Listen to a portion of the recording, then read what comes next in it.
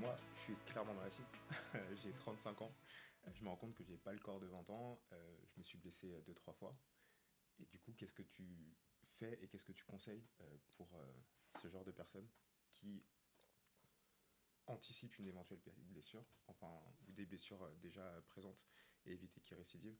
Euh, c'est quoi les top 3 à penser ou Alors, dis-moi. c'est vraiment cet objectif de pouvoir détecter et de voir dans le futur qui va se blesser. Roberto, tu pourras peut-être le dire aussi. Dans toute la littérature scientifique qu'on peut éplucher, pour le moment, on n'a pas réussi à trouver de vrais facteurs. C'est-à-dire quelqu'un qui arrive avec une page blanche et qui te dit est-ce que dans 2 mois, 3 mois, je vais avoir telle ou telle pathologie, tu peux faire toutes les batteries de tests que tu veux, tu n'as aucune certitude sur le fait que tu vas pouvoir la détecter. Sauf si, et en fait c'est le seul facteur qui permet de prévoir une blessure dans le futur, c'est que la personne a déjà été blessée. Voilà, Ok. c'est le seul facteur. Voilà, tu viens, tu as déjà eu une entorse de cheville avec une problématique de cheville. Voilà, bah ça, on sait pertinemment que ça va te créer une. Alors, c'est une probabilité, hein, Bien sûr. on ne peut pas faire le raccourci de dire tu as eu une entorse de cheville une fois, tu auras nécessairement un problème toute ta vie, mais tu as plus de probabilité que quelqu'un d'autre d'avoir une entorse de cheville. Donc là, on peut mettre des choses en place.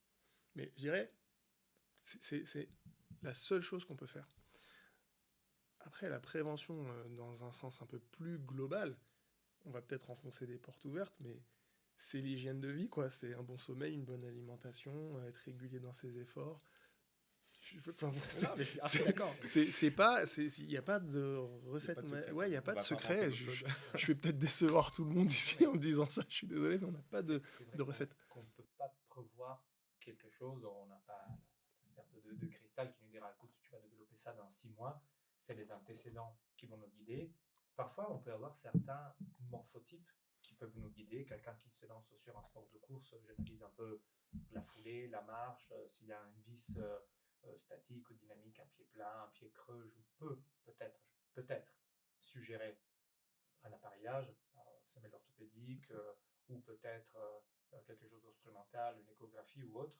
Mais il y a des gens qui arrivent déjà avec une IRM du dos, des échos de cheville, alors qu'ils sont pas mal, hein. Ils Ok. ont fait des examens, il me dit ah parce que j'ai vu que, et je prends d'habitude tout ce qu'il me donne, je Je le laisse au note. secrétariat, je dis ça on verra après, Ok. parce que si c'est pas une source de douleur, une source de symptômes, ça m'intéresse pas du tout de voir qu'il a une hernie lombaire qui s'est jamais manifestée. Ok. C'est pas pour autant que je vais lui interdire la course. C'est vraiment l'appréciation clinique. Je me fie plutôt au sens clinique et au passé du patient, du sportif, que je peux lui conseiller ou pas une activité bien identifiée et quel type de protocole mettre en place pour y arriver. Comme tu disais, par exemple, la régularité de la pratique sportive et aussi la progression et Progressivité. Ouais. un peu du volume d'augmentation des efforts qui va s'imposer, qui l'amènera ou pas vers son objectif. Top. Euh, ouais, Je dis-moi. voulais rebondir parce que c'est hyper intéressant ce que tu dis là. Faudra me laisser parler un moment. Non, je rigole. Je veux enrichir parce que quand tu parles, il y a deux choses qui me viennent et puis je pense qu'il y a des choses qui sont importantes à dire aux gens là, et notamment ce patient qui arrive déjà avec toute une batterie de tests. Moi, je passe mes journées à dire aux patients qu'il faut sortir du rapport entre l'imagerie et le symptôme. On a beaucoup de gens qui pense qu'en ayant fait une radio, on peut tout voir, tout détecter, et que c'est le seul critère qui va être important à prendre en compte pour pouvoir évaluer son état.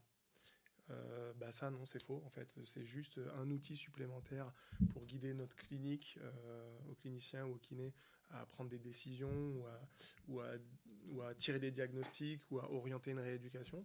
Mais c'est un message qui est important à passer aux patients, c'est on ne traite pas des radios, on traite des gens avec des symptômes et des signes, et il faut arrêter de focus absolument sur ces imageries. Donc ça, c'était le premier point sur lequel je voulais enrichir. Et le deuxième point, et tu as raison, c'est hyper intéressant, c'est la progressivité de la charge.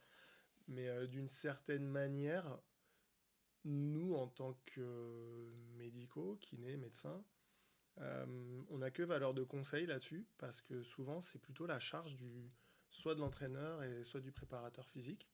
Donc, quand on est dans des clubs professionnels, c'est assez facile parce que on entretient des relations très étroites avec eux et on peut avoir notre mot à dire.